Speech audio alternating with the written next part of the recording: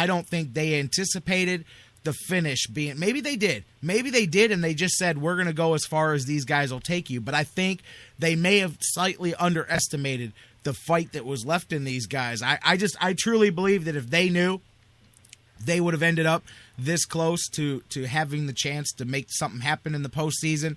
They may have attacked the trade deadline a little bit differently. And I don't know if they'll admit that, but if they were being totally honest, I think they would say, hey, we don't know how far these guys are going to go, so we're not going to make any kind of a rock the boat move here. That's just my feeling, is that I'm not saying they gave up, but I don't know that they thought that the team was going to go on the run, especially the pitching that they did over the last 2 months. I guess that's their fault. You could definitely say that, but I just don't think that they saw it coming. Okay, now since we're in the Wayback Machine, let's go back to the All-Star break. Okay. People were screaming, put Chisenhall on the All-Star team. He's batting 370. And I believe I was one of the people that said, just wait, he'll be around his lifetime average before the end of the season, and he's pretty close. I mean, that was my thing at the trade deadline, was to get rid of Chisenhall while he was hot, because you could almost see that, other than the 14 errors that he committed before the All-Star break, you could tell that you needed a third baseman. I got to be honest, man. If Lonnie Chisenhall, I like Lonnie baseball, man, but the old expression, buy low, sell high. I know he's not as high as he was at the All-Star break, but I still think, I would trade Lonnie Chisenhall if you could. I would. I don't know. My gut tells me that that's not the real deal. What we saw in the first 3-4 months of the season. I think that what we saw in the second half was a lot. I mean, think about it. Like you said, Bruce, he practically ended up back down at his career average by the time he got done, So I know that there was a time he could go like 0 for 90 or something like that, and still hit like 300. But no, yeah, and so I don't know. I mean, maybe some guys are, oh man, and I was one that didn't want to give up on Chiz.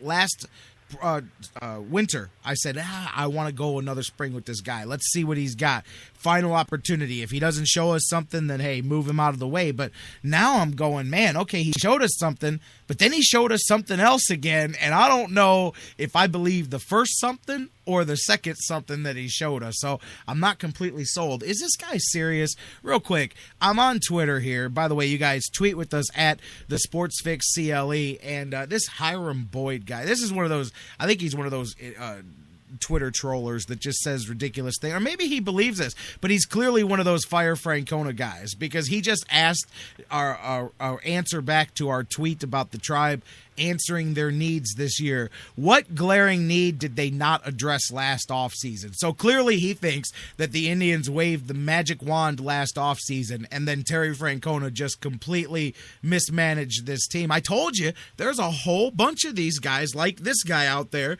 that think that any other manager would have won 20 more games than Terry Francona did with these guys, but he's just such a bumbling buffoon that he couldn't handle the barrage of talent that the front office gave him to work with.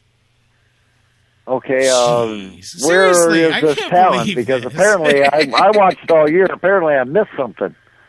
I'm just serious. This guy just asked us, what need did the Indians not address last offseason? Has anybody found me that right-handed power-hitting hitter yet to plug into the middle of this lineup? Because I'm pretty sure that they ignored that glaring need last offseason and the offseason before it, and for every offseason since whenever the last one we had was. So there's a glaring need. How about another one? How about veteran pitching to start the season? They ignored that. They let 350 innings walk away, replaced them with guys who became ready but weren't seasoned. So again, look, I think that Terry Francona did a great job. He made some mistakes because he had more mistakes to make, because your margin of error is a hell last year.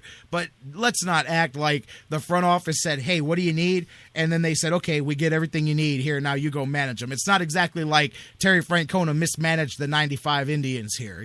Come on, guys. Okay, here's what I was thinking, though. I mean, if Terry made any mistakes, it had to be in the bullpen. Using 7 relief pitchers a night, and we have 4 pitchers that have 70 appearances. I mean, this is unheard of, Oh, I know, bro. Usually don't have one person that makes 70 appearances. He never met a matchup that he didn't like to make in the bullpen. I'm telling you, the biggest party in the Francona house expands the rosters so that you can have more pitchers on the pitching staff. If Terry Francona had his way, he would ask for a 20-man staff so that he could throw a starter out there for 5 innings and then one pitcher, one batter the rest of the way. I'm just going to match you up all the way through the 9th inning. Just give me 12 guys that I can rotate out there I just need 3 for the 6th, 3 for the 7th, 3 for the 8th, 3 for the 9th. I'm telling you, man. And I love it. I love it because here's the thing. That's that second guessing stuff, because when he does it and it works out perfectly, when he mixes and matches all the way till the 16th inning and you win the game, you go, wow, he made every right call. But then when he does the same thing and the guy serves up a breaking ball that gets knocked out of the park, he's the worst manager ever. That's that second guessing that I just can't understand. Oh, by the way, real quick, this I thought was an interesting, maybe this kind of points to the type of hitters that the Indians have. I had not heard this stat before last night's game.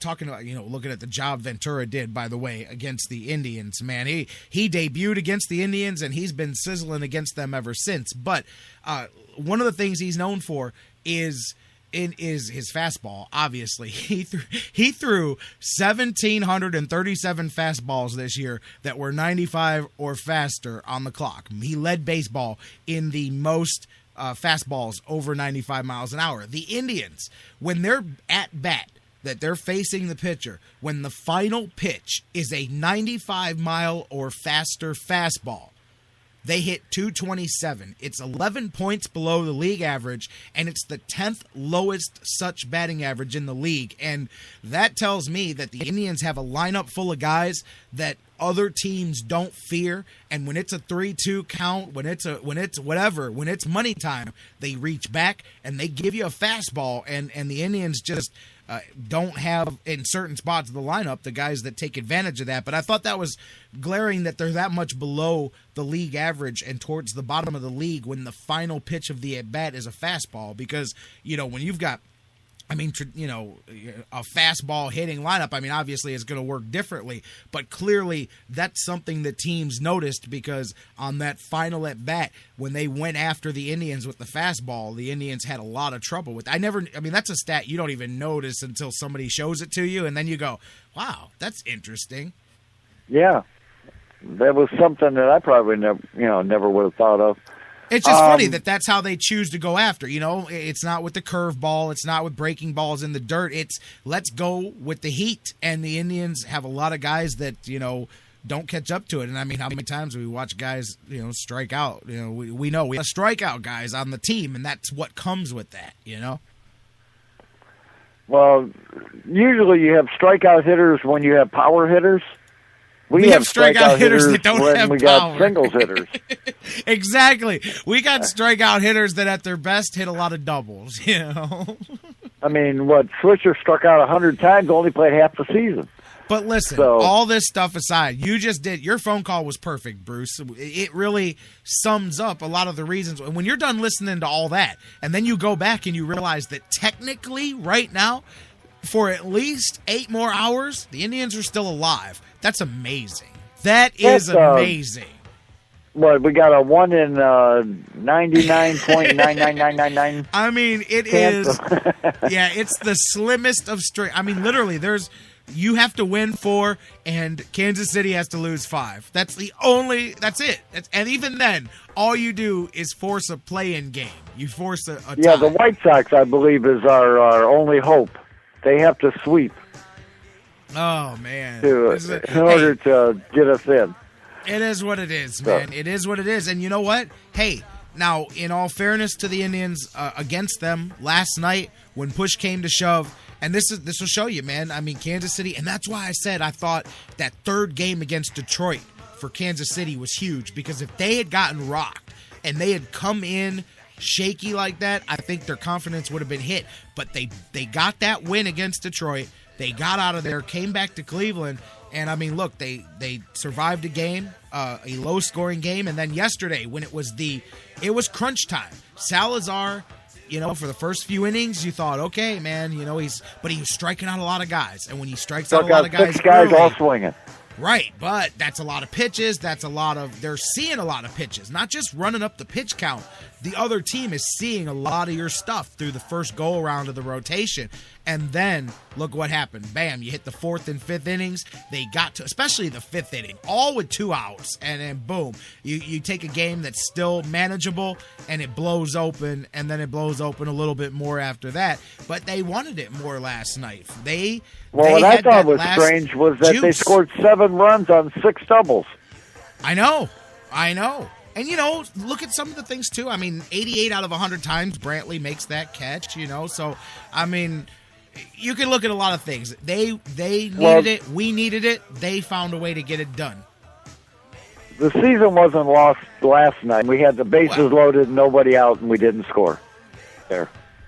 Absolutely. I mean, that set the right there. Right, Everything exactly. could have been different. I mean, the momentum would be rolling downhill for Kansas City, and people don't think of it because it's the first inning, and you're like, well, there's plenty of game left. I mean, I said it too. Well, plenty of game left, but man, that one's going to kick you in the tail later. Momentum. You had just taken, like I said, they had just lost 2 out of 3. They righted the ship a little bit. Then you got away with that 3 out at the beginning, and you could have took care of business there. I mean, it just changes the tenor. Instead, hey, we are where we are. Now all you can do is just go play baseball. Whatever's going to happen is going to happen. But don't hang your head. And if you're an Indians fan, don't come to me and expect to just freely just bash away. Clearly, they have holes. They got moves to make.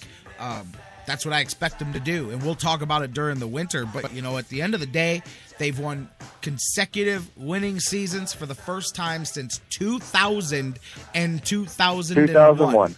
That is a long time.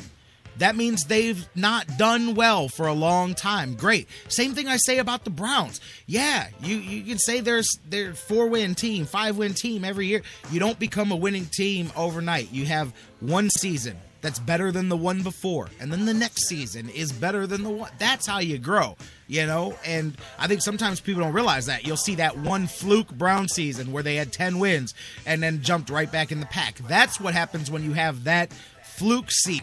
I do like that the Indians have at least stabilized. I mean, think about it. We're just 2 years removed from damn near losing 100 games.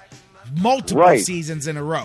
I mean, they've lost probably 400 games in the last 5 years if you add them all up. So I think they're on the right track. You're going to look back at this year as a missed opportunity maybe, but as long as you do what you got to do, man, I mean, the sky is the limit for the Indians for the next couple of seasons. I mean, the core pieces are there. Yan Gomes is just going to get better, man, and he's the secret to that pitching staff, Bruce. It's not just the pitchers. I mean, obviously they got the talent, but Yan Gomes is calling those guys games, man. Yeah, we definitely watched Yan Gomes come of age, so to speak. Right. I mean, he was a throw-in the deal originally, and then he